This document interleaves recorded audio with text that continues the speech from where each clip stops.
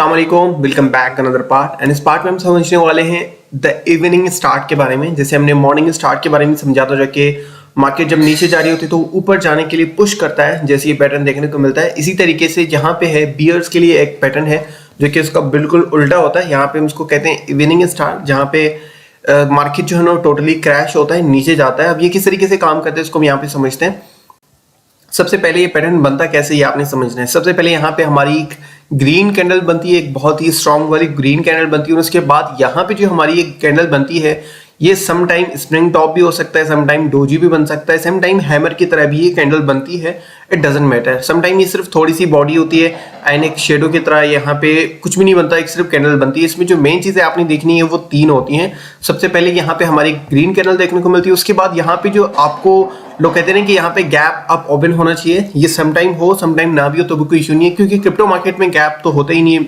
Maximum time जो अच्छे coins है, अगर आप लॉन्ग टाइम फ्रेम में देखेंगे तो उसमें गैप होता ही नहीं है, गैप देखने को ही नहीं मिलता। तो इसमें क्या होता है कि अगर हम यहाँ से क्लोजिंग देते हैं, उसके बाद यहाँ पे हमारी ओपनिंग ऊपर से होती है, तो एक कंफर्मेशन होती है कि बहुत स्ट्रांग है।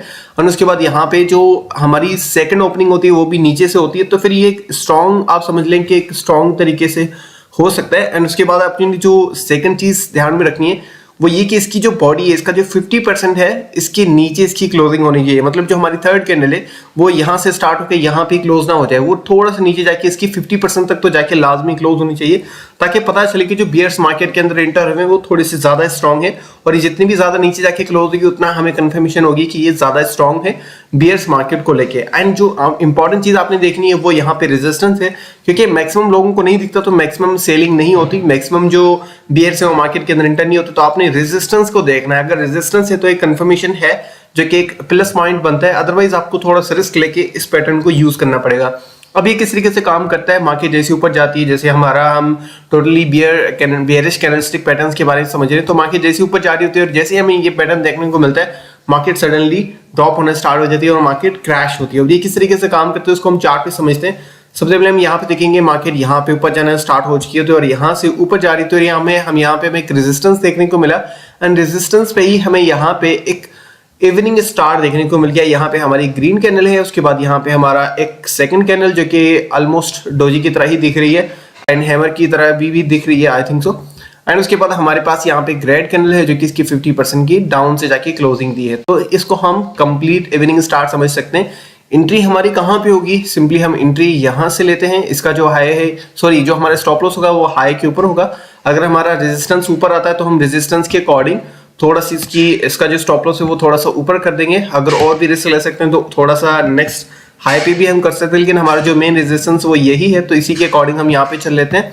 और उसके बाद हमारा जो टारगेट 1:2 1:3 होना चाहिए, वो हम अपनी सपोर्ट के अकॉर्डिंग देखेंगे कि सपोर्ट कहाँ पे ले सकता है मार्केट। ठीक है, तो अगर हम यहाँ पे देखेंगे एक लेवल ये है और उसके बाद यहाँ पे पीछे जाएंगे तो एक लेवल हमारा ये बन रहा है, तो इसके अकॉर्डिंग हम अपना टारगेट सेट कर सकते हैं। ठीक है, तो सिंपली हम यहाँ पे क्या करेंगे, एंट्री हमारी यहाँ से होगी, जस्ट ए मिनट, या एंट्री हमारी यहाँ से होगी, सॉरी यहाँ से होगी, स्टॉप लॉस हमारा यहाँ पे होगा और टारगेट हम अपनी मर्जी से सिलेक्ट कर सकते हैं, जो भी हमारे लिए उस मार्केट के कंडीशन के अकॉर्डिंग जो भी हमारा बनता है उसके अकॉर्डिंग हम यहाँ पे कर लेते हैं। फॉर एग्जांपल अगर हम यहाँ से एंट्री लेते हैं तो हमारा टारगेट अगर हम ये वाला लेके चलते हैं तो 1:2 आ रहा है, सॉरी हमें रिस्क को थोड़ा सा कम करना है, स्टॉप लॉस यहाँ पे करना है।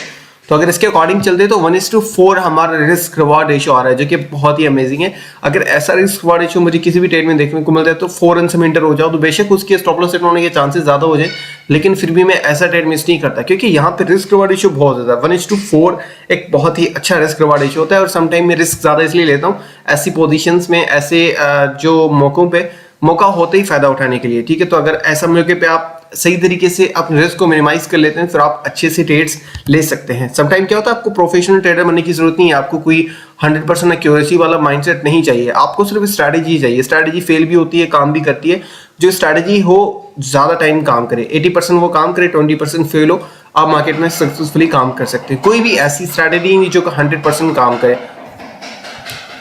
आई होप आपको समझ आ गया होगा, क्योंकि ज्यादा मुश्किल नहीं है और ये बहुत ही कम देखने को मिलता है हमारा candlestick pattern. Thank you so much, मिलते हैं नेक्स्ट पार्ट में।